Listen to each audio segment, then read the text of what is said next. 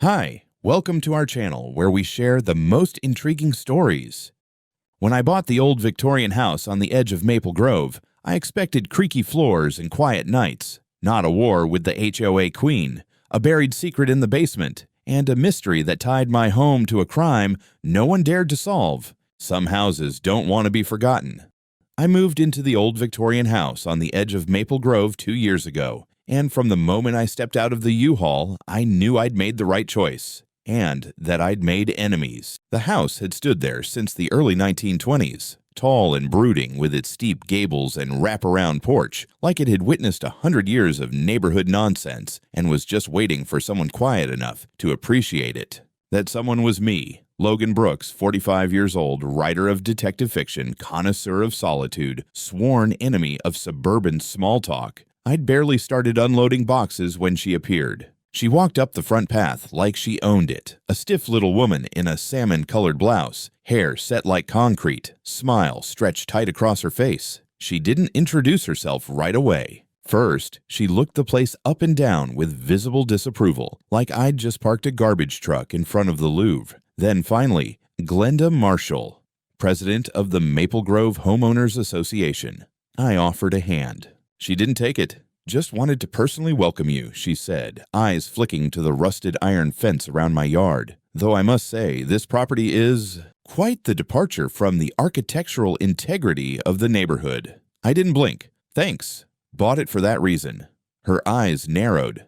The fence, she continued undeterred, doesn't meet HOA standards. And that oak tree in your yard, it looks dangerous. Likely needs to be removed before it drops a limb on someone's Prius. I gave a small nod, half amused. Well, good news. This house isn't part of the HOA. Was built long before this place was a grove of anything but raccoons and moss. That was the first time she said it. That line I'd hear again in various forms. We'll see about that. Over the next several months, the war came slowly, passively, like poison slipped in tea. I received my first official letter from the HOA within the week. Alleged violations, mismatched exterior color palette, non-standard mailbox, and visual disharmony with adjacent properties. It went straight in the trash. Then came the second, and the third. By month 6, I'd racked up over a dozen letters. They got increasingly specific and absurd. One cited the unsightly nature of exposed brick. Another claimed that my antique porch lamp posed a thematic conflict with modern neighborhood lighting design. That one almost made me laugh.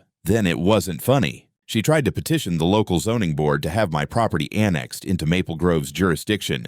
3 times. All failed. Turns out legal boundaries are harder to manipulate than a neighborhood bake sale. But it showed me she wasn't just annoying. She was obsessed. I started getting looks from neighbors. The kind that last a second too long. The kind that silently ask, "You hiding bodies in that cellar, writer man?"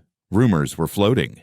That I was a recluse. That I worked with disturbing materials. That I might be on something. One brave soul even asked me if I was really writing books or just saying that while watching people. Funny thing is, I was writing. My basement workspace had become a kind of bunker, lined with books, stacked with research, littered with coffee mugs and discarded drafts. In that quiet, musty space beneath the house, I was halfway through a manuscript that would later become a bestseller, but upstairs, war was brewing. I tried ignoring it. I didn't file complaints, didn't respond to letters. I thought, if I starve the fire of oxygen, maybe it'll burn itself out. But with people like Glenda Marshall, oxygen isn't the fuel. Power is. Control is. And what drove her nuts, what made her genuinely dangerous, was the fact that she couldn't control me, couldn't even touch me legally. I was a loophole in her perfect little empire.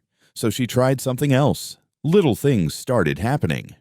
HOA drones with clipboards parked across the street, pretending to check curb alignments. A guy with a camera came by to photograph unique landscaping for the HOA newsletter. I caught another woman peeking over my fence, whispering into a Bluetooth headset. I waved. She ran. I installed cameras, 4, then 6. All discreet, all motion sensitive. If someone was going to snoop around my property, I'd know. I started saving the HOA letters, scanning them, archiving every scrap of paper and every attempt at friendly outreach. If this went legal, and it smelled like it might, I wasn't going to be caught off guard. And through all this, Glenda smiled. She waved when she passed my house. She left tiny cards with her picture on them, working for a better Maple Grove. I never once saw her without her clipboard or her faux concerned tone, but behind her eyes, I saw it. That boiling, brittle kind of rage you only find in people who've never been told no. She wanted me out. She wanted the house gone, absorbed, neutered. And every day that I quietly sat there, sipping my coffee, reading old mysteries, and not giving in to her psychological HOA waterboarding, was a day she got a little closer to snapping. I didn't know it yet, but she was already planning something. And it wasn't just about mailboxes and paint colors anymore. It was about history and revenge. It started with whispers, not the metaphorical kind. Literal whispers between neighbors on their driveways during dog walks behind car doors that hadn't quite shut yet. I noticed it first when Susan from across the street, who normally waved at me while pruning her hydrangeas, began ducking behind her SUV when I stepped outside to get the mail. Then there was Carl, who used to jog past my house every morning. Suddenly he was taking the long route down Magnolia Avenue. Something was off. Again. The confirmation came on a Saturday morning when my neighbor Bill, the only one in this HOA-ridden suburb with a functioning conscience, stopped me as I was wheeling my trash can to the curb. "Hey, Logan," he said, lowering his voice like we were discussing a criminal enterprise. "Look, I just wanted to give you a heads up. Glenda's been talking again." I blinked, and here I was thinking she finally got laryngitis. Bill didn't laugh. That worried me. "She's saying you were at her house the day her grandmother's brooch disappeared." I froze. "Come again?" "Yeah, says it's a family heirloom. Real old, platinum, emeralds, worth at least $15,000. Says she had it out during some garage sale last month, and after that, it vanished. She thinks I stole it. She's saying you were lurking near her property that afternoon. I told her that didn't sound like you, but—" He shrugged helplessly. "You know how people are." That was putting it mildly. In reality, I hadn't even been in town that day. I'd been in Portland for a meeting with my editor. I had receipts, email timestamps, even a damn parking ticket from downtown. But none of that would matter once the suburban gossip engine got going. You couldn't outpace a rumor on foot. It was already in people's heads. And the kicker, there hadn't even been a garage sale. Not one I saw. I checked my surveillance footage from the supposed date. Nothing. No tents, no tables, no crowds. Just Glenda mowing her front lawn like a Stepford Sentinel. I could have let it go. But something about this felt off script for her. She was usually more subtle. Petty violations, bureaucratic maneuvering, psychological warfare. But this was escalation. This was character assassination with malicious intent. That night, I dug deeper. I started pulling the files I had saved about Glenda. Yes, I'd started one. Call it habit. Writers are hoarders of details. Photos from HOA pamphlets, public meeting minutes, a few quotes she'd given the local paper. I wanted to know why she was so obsessed with my house, and then I found it. An article from 23 years ago.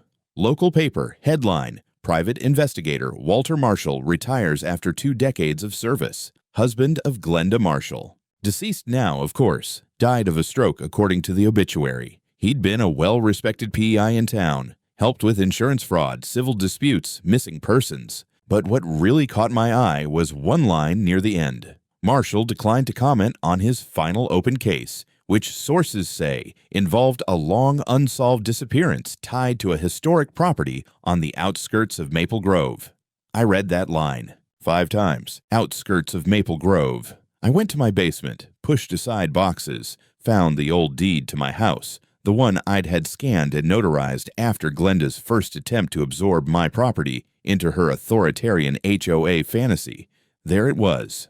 Lot number, parcel ID, date of construction 1921, and a small handwritten note in the margin of the deed left by the previous owner, a man named Donald Wexler. History in the floorboards. Ask Marshall. I stared at it until my coffee went cold. Later that night, an email arrived in my inbox. No subject line, no signature, just a scan of an old document. Case report. Typed, dated, slightly blurry but readable. The name at the top, Walter Marshall Investigations. Subject, B case. Notes, possible evidence may still be located on property. Recommend further inspection. Basement area. No explanation, no indication who sent it. But someone out there thought I needed to know what Glenda was after. And it wasn't just about a brooch. It was about something else. Something her husband had never finished. Something she now believed was buried, perhaps literally, inside my home. That night, I double-locked every door and window. It was a Wednesday, somewhere around 3 in the afternoon. One of those rare Oregon afternoons when the sky forgets how to rain and remembers how to glow. I had just come back from the grocery store. Nothing dramatic, just eggs, coffee, and a box of Pop-Tarts I wasn't proud of. I remember it clearly because it was the last normal moment before things got weird. When I stepped into the house, something felt wrong. You know how sometimes you walk into a room and can just tell someone's been there? It wasn't a noise. It was the stillness. Like the air itself had gone stiff. The front door was locked, exactly how I left it. No windows were open, alarm system hadn't gone off, but I had this cold feeling in my ribs, like my body knew something my brain hadn't caught up with yet. And then I heard it, a faint sound, like paper rustling, from beneath the floor. The basement. I set the grocery bag down slowly, quietly, didn't call out, just moved toward the basement door, listening. The steps creaked under my feet as I descended, heart pounding harder with each one. What I saw stopped me cold. There, in the middle of the basement, my basement, was Glenda Marshall, dressed in her usual pastel cardigan and pearls like she was heading to Sunday brunch, hunched over one of my cardboard boxes like a raccoon in church. She had pulled out stacks of papers, my manuscripts, notes, even old journals, and was flipping through them like she was cataloging evidence. Next to her, the box of rare books. My collection, some of them nearly a century old, had been opened. Gloves on her hands, her handbag beside her, unzipped and waiting. "Are you kidding me?" I said. She gasped, turned, then immediately composed herself. "Oh, Logan, thank God it's you. I thought there was a burglar." The door was open and I heard something downstairs and "You heard something from inside my locked house." "Well, the lock might not have been secure." "Bullshit," I snapped. "You picked it." Her eyes narrowed, but she tried to play innocent. "I was looking for my grandmother's brooch. I knew you had something to do with it, and I was right. Look at all this." She gestured at the mess like I'd just confessed with my belongings. "You think I stole a brooch, broke into my own basement, and hid it between a first edition Chandler and my notes for a murder mystery? You're hiding something. This whole house is hiding something. Don't play dumb with me." It wasn't just delusion, it was obsession. Her eyes weren't focused. She wasn't just looking for jewelry anymore. She was digging for meaning, for closure, maybe even revenge. "Get out," I said. "Now. I'm not leaving until I find what you're hiding." That was when I made my decision. No yelling, no threats, just quiet resolve. I turned and walked upstairs. "Logan," she called after me. "Logan, I'm warning you." I closed the basement door behind me and slid the thick iron bolt into place. The door was original, solid oak, installed sometime around 1921. The bolt was newer, but just as unforgiving. When it clicked into the frame, it made a sound that echoed louder than any scream she could muster. There was a beat of silence. Then the banging began. "Let me out. This is unlawful imprisonment. I'll sue you. I'll have your property condemned. You're finished. You hear me?" I stood there for a moment, listening to her panic rise. Then I walked into the kitchen, made myself a cup of coffee, and dialed 911. The dispatcher sounded confused at first. "You have an intruder locked in your basement." "Yes." "Are they armed?" "Only with delusions of grandeur." I explained the situation calmly. Someone had broken into my house. I had contained them without violence, and I was requesting law enforcement. They assured me someone would be dispatched immediately. Glenda continued to rage from below. She screamed, cursed, threatened. At one point she sobbed dramatically, claiming she couldn't breathe. Then she started demanding water. I ignored her. I sipped my coffee slowly, watching the live feed from the camera above my front door. 20 minutes in, a patrol car appeared, then another. I walked to the basement door and said through the wood, "You're about to have company. I suggest you start rehearsing your apology." She screamed something incoherent. I didn't reply. Instead, I walked calmly to the front door, opened it, and greeted the sheriff like an old friend. Sheriff Douglas looked like the kind of man who preferred a fishing pole to a pistol. Broad shoulders, thinning hair, khakis that hadn't been ironed since the Bush administration. When he stepped out of the cruiser, he gave me a nod like we were meeting for coffee, not dealing with a self-declared hostage situation. "Mr. Brooks," he said, adjusting his belt. "You've got quite the story for me today. "You have no idea," I replied, stepping aside to let him in. Behind him came Deputy Harris, younger, quieter, eyes scanning everything like it might explode. I led them to the basement door. "She's in there?" Douglas asked. "Still shouting," I said, "though she's moved on from threats to promising legal apocalypse." He nodded once, then rapped on the oak with his knuckles. "Mrs. Marshall, it's Sheriff Douglas." I'm opening the door. From inside, an operatic scream. "Arrest him immediately. He imprisoned me. He's dangerous. I've been held against my will." Douglas sighed. "Stand back." I unbolted the door. It creaked open like a scene out of a Victorian ghost story. And then she was there, wild-eyed, disheveled, hair askew like she'd fought a poltergeist, and lost. She pushed past me, straight into the sheriff's face. "I demand you arrest this man." He locked me in a basement, like some kind of twisted lunatic. I came to talk about the brooch, and he locked me in a dungeon. Douglas held up a hand. "Ma'am, slow down. Let's back up. What exactly were you doing in his basement?" "I was investigating," she shrieked. "He stole my heirloom. I had every reason to suspect." "You had a warrant?" he asked. She blinked. "A key? Permission to enter?" "His door was unlocked." "No, it wasn't," I cut in. "I lock it every time I leave. And I have proof." I pulled out my phone and opened the app for my front door camera. A clear video, Glenda approaching, looking around, then producing a slim black tool from her bag. She worked the lock for nearly 5 minutes before slipping inside. I watched her expression change as she realized what was coming. There's a moment in every bad liar's life when the wheels come off, when denial turns into a desperate calculation. She stood there, lips trembling, eyes flicking between us. That doesn't prove anything," she muttered. Maybe I found the key. I could have found it." "In your bag?" I said. "Right next to your burglary kit." Douglas turned to Harris. "Get a bag ready. We're going to need a statement. And gloves." That should have been the end of it. But Glenda wasn't done yet. Not by a long shot. As Harris stepped outside to radio in, Glenda leaned in, voice lower, venomous. "You'll regret this, Sheriff. You think you're untouchable?" Douglas raised an eyebrow. "You threatening me?" She smiled sweetly. Too sweetly. "Just reminding you who supported your last campaign, and who knows people in the mayor's office." Douglas stared at her for a long, hard moment. "Ma'am, if you think political pressure is going to help your case, you're more deluded than I thought." She turned bright red.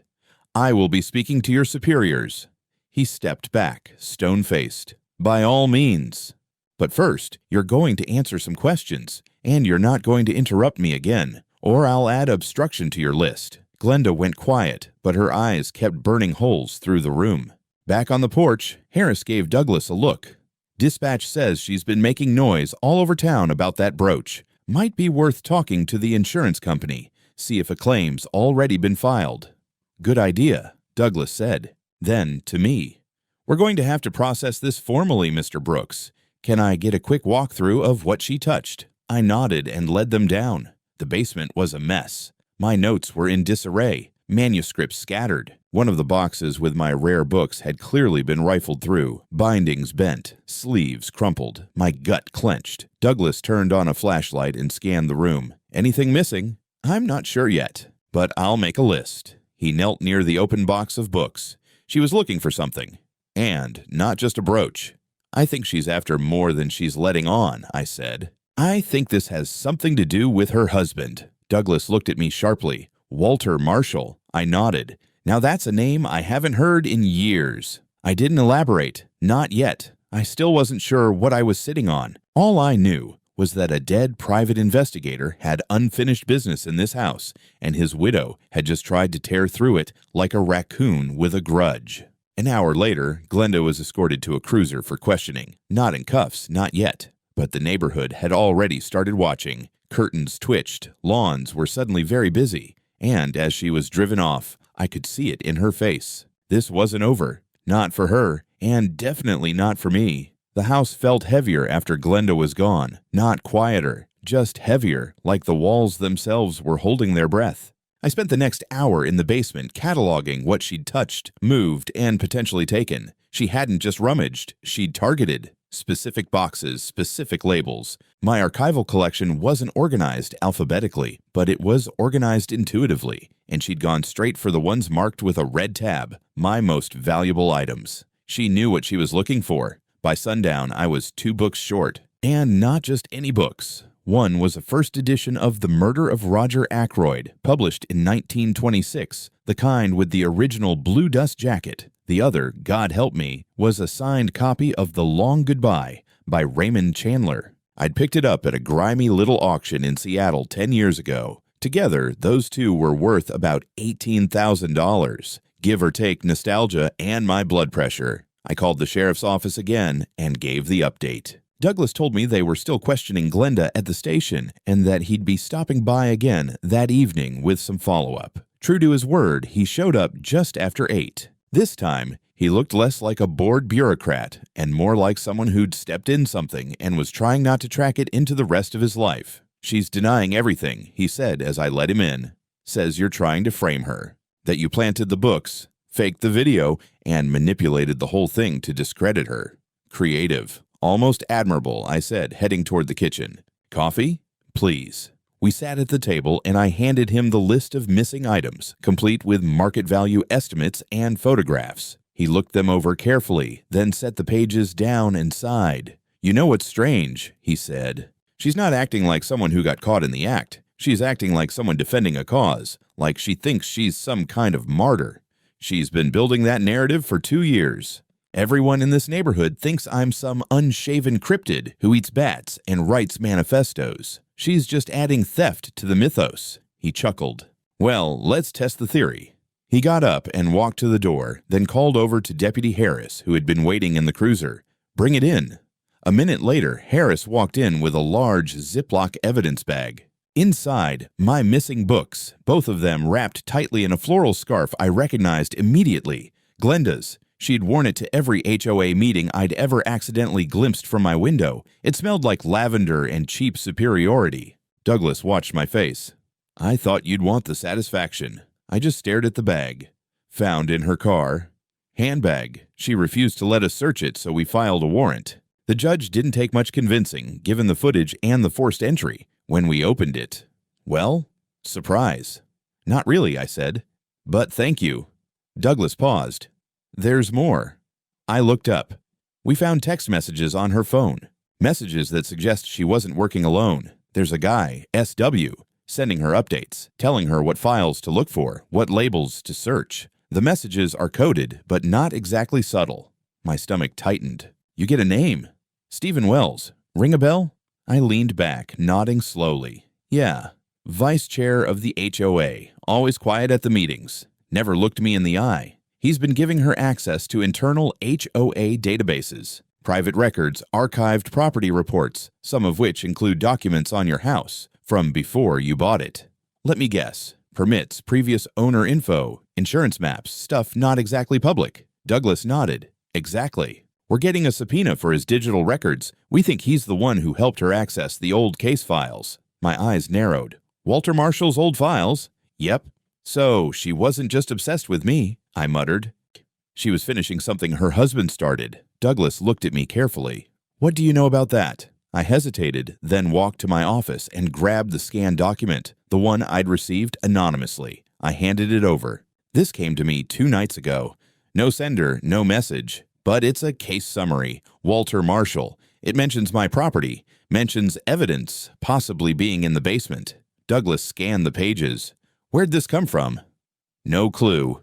"My guess, someone in the HOA. Maybe someone fed up, or someone playing both sides." Douglas set the document down with a heavy breath. "Well, that explains why she was so desperate to get in here. She wasn't looking for a brooch. She was looking for something else. Something she thinks you don't even know is here." "Which begs the question," I said. "What the hell did Walter find in this house?" Douglas didn't have an answer. Instead, he pulled out a small recorder. "Mind if we do a formal statement? We'll be pressing charges for burglary, attempted theft, and possibly conspiracy, depending on what we find on Wells." I nodded and began giving my account, step by step, detail by detail. By the time he was done and the coffee had gone cold, I felt like I'd read the first few pages of a book I hadn't written, but one that someone desperately wanted buried. And not in fiction. I couldn't sleep that night. My house, usually a sanctuary of quiet, had turned into something else entirely. Not a crime scene exactly, but a vault with an open lock. Every sound in the pipes, every creak in the floorboards felt like a footstep I hadn't invited. At 2 in the morning, I was back in the basement, flashlight in one hand, crowbar in the other. I wasn't sure what I was looking for. Some leftover trace of Walter Marshall's investigation, maybe. Some physical evidence. Something Glenda was trying to reach. I moved slowly, box by box, shelf by shelf. Half of this space was filled with books, the other half with the kind of junk writers collect when we think we're collecting research. Old newspapers, maps, floor plans. One box in the far corner was different. It wasn't mine. A plain cardboard container, no label, no dust. It had been placed recently, within the last month. I would have remembered seeing it. Inside, a bundle of manila folders neatly arranged and one slim hardbound ledger with the initials WM embossed in fading gold on the spine. My hands actually trembled as I opened it. It wasn't a journal, it was a field log. Each page dated. Notes, sketches, timestamps. The first few entries were from 1999, descriptions of the house, my house, but not as it looked back then, as it looked before, during its previous ownership. One entry stood out, circled in red ink. Client D. Wexler, request, discreet inspection of basement structure, possible historical concealment under foundation, refuses municipal involvement, claims verbal history of sealed section after 1947 incident. A sealed section. I had no idea what the hell that meant. I started tapping the floor with the crowbar. The basement was concrete now, but underneath, this house was old enough to have secrets. And then I found it. Near the northwest corner, hidden behind an old workbench, one square of flooring sounded different. Hollow. I cleared the bench, swept the area, and found what I was looking for, a hairline crack running in a perfect rectangle. I slid the crowbar in gently, pried upward. The concrete groaned and lifted. Beneath it, a wooden hatch, locked with a rusted iron latch. Of course there was a damn hatch. I hesitated. If this were one of my books, this would be the part where the character makes a stupid decision that gets them killed by chapter 9. But this wasn't fiction. I was armed with caffeine and cynicism. I flipped the latch and lifted. Darkness, cool air, stone steps. I grabbed a second flashlight and descended. The room was small, maybe 10 by 10 feet. Stone walls, no furniture, just a few rusted hooks in the ceiling and a pile of crumbling cloth that might once have been a tarp. And in the far corner, something metallic embedded in the wall. A safe. I crouched in front of it. The dial was intact, but the hinges looked fragile. I tapped it with the crowbar. Nothing. I tapped again, harder. This time it groaned. I stopped. Was I really about to break into a decades-old safe at 3 in the morning like a pulp fiction lunatic? Yes. Yes, I was. It took 10 minutes of careful levering before the door gave. The inside was lined with black velvet, mildewed and rotting, but it had preserved what was within. Documents, photos, a microcassette recorder. One photo made my blood run cold. It was of a man, middle-aged, gaunt, familiar. Next to him stood a younger woman. Both were standing in front of my house. The man was labeled WM. The woman had no label, but I knew that face. It was my mother. I sat down on the cold stone floor. Suddenly, the conspiracy theory didn't feel so ridiculous. Walter Marshall hadn't just investigated this house. He had investigated my family. I took everything from the safe and locked it in my fireproof drawer upstairs. I wasn't ready to look through it all yet, but it was clear now. Glenda hadn't been inventing paranoia. She'd inherited it, and someone else knew. The next morning, I got an email from an address I didn't recognize. No subject. Just one sentence. You open the safe. We need to talk. Tonight. Behind the community center, 10 p.m. Come alone. The night air behind the Maple Grove Community Center was colder than usual, dry and sharp, like it knew something I didn't. The place was empty. No yoga moms, no chess club retirees, not even the usual drunk teens pretending the parking lot was Woodstock. Just the hum of a distant HVAC unit and the faint click of my boots on asphalt. I arrived at 10 on the dot as instructed, brought nothing but my phone, a flashlight, and the kind of existential dread you can't buy in stores. It was quiet for exactly 30 seconds. Then a figure stepped out from the shadows near the back fence. Stephen Wells. I hadn't seen him up close in over a year. He was taller than I remembered, wiry, nervous in that way people get when they think being helpful might also get them killed. "You came," he said, voice dry, like it hadn't been used in a while. "You invited me," I said. "So here we are. Enlighten me." He looked around, fidgeted with his sleeves, then pulled a folded piece of paper from his coat, handed it to me without a word. It was a copy of a letter on HOA letterhead, dated 8 months ago, addressed to an insurance agency, written by Glenda Marshall. She was filing an intent to claim a stolen heirloom, a family brooch valued at $20,000. She detailed the supposed theft, named no suspect, but subtly hinted at a new and unstable neighbor with limited integration in the community. 8 months ago, long before her little performance started. "She planned the whole thing," I said, rereading it. Stephen nodded. "She came to me a year ago, said she needed help accessing certain records, old property files, municipal permit archives, that sort of thing. Claimed she was trying to protect the neighborhood from legacy loopholes." "You mean me?" He didn't deny it. "She said your property threatened the HOA's architectural sovereignty." He actually used that phrase. I almost laughed. Almost. "But that's not what this is about anymore, is it?" I said. "It's about her husband's case, the one he never closed." Stephen swallowed. "She found some of his old notes. After he died. Became convinced that something dangerous, incriminating was hidden on your property. She never told me what exactly, just that if she could find it, she could destroy any trace of whatever it was." I pulled out my phone and opened a photo of the documents I'd found in the basement safe. Held it up. "You mean these?" His eyes widened. "Where did you—" "In a sealed room under my basement, hidden since the late 40s. Walter Marshall knew something. Something tied to my mother." Stephen looked like he was about to throw up. "Glenda, she was obsessed. Started saying your family covered up a crime, that your mother had been involved. But there's nothing on record, nothing solid, just hearsay and paranoid speculation." "Doesn't matter," I said. "She believed it. And she tried to frame me for theft to justify digging through my home without a warrant." He shook his head. "She didn't care if the brooch was really stolen. It was insured. Filing the claim was step 1. Planting it on you, or in your house, was step 2. The real goal was destroying Marshall's original file before it reached someone else." "Too late for that," I said. Stephen looked relieved. "Good.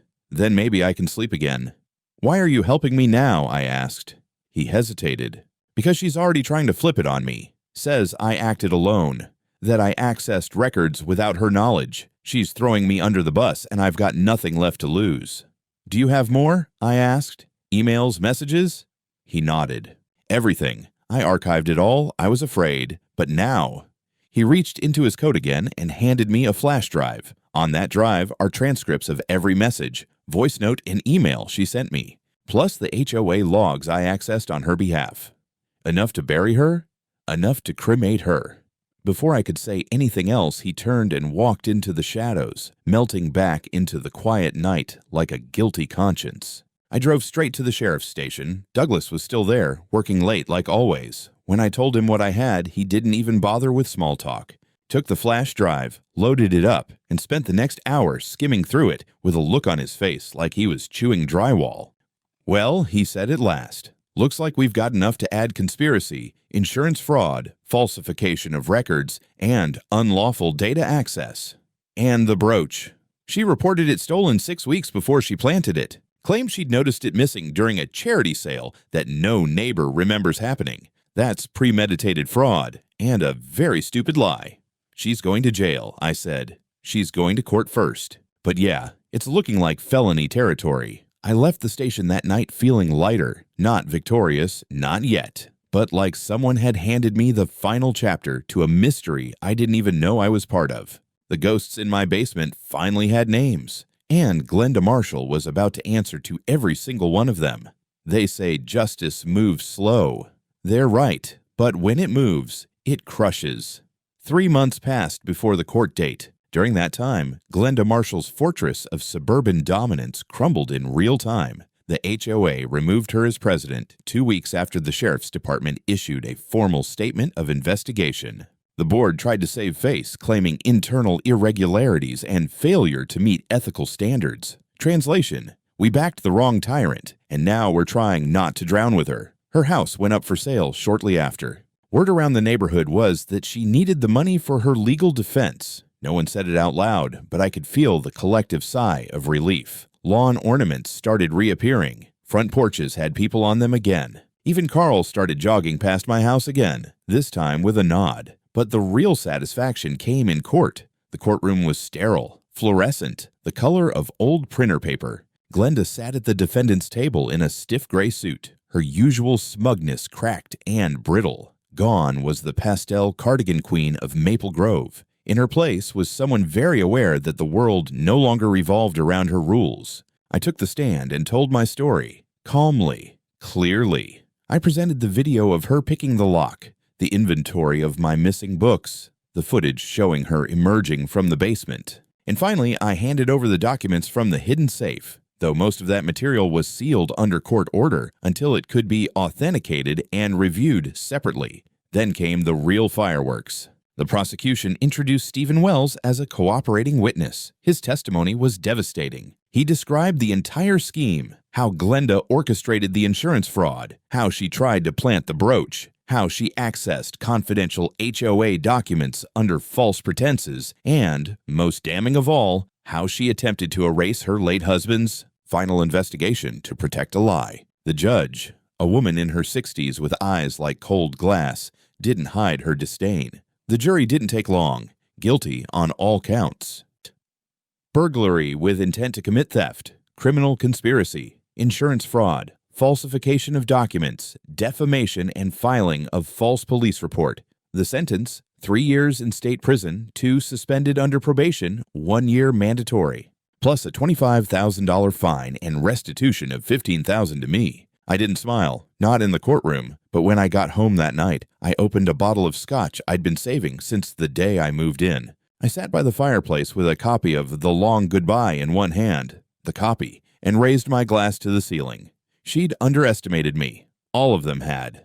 The funny part, I never found out what exactly was in those sealed documents about my mother. Not all of it. Some pages were too faded to read. Others were cryptic, PI shorthand, old case references, partial transcripts. Nothing incriminating. Just strange. But one detail stood out. A note in Walter Marshall's handwriting scrawled in the margin of one report. Not her fault. She tried to stop it. B. Who or what B was, I still don't know. Maybe that's a story for another time. What I do know is this. I turned that whole experience into a novel. My editor went feral for it. It hit the bestseller list within weeks of publication. Title: The Brooch Trap. In the dedication, I wrote, to GM, thanks for the plot. Hope the lighting in your cell is good enough for reading. Sometimes reality does your writing for you.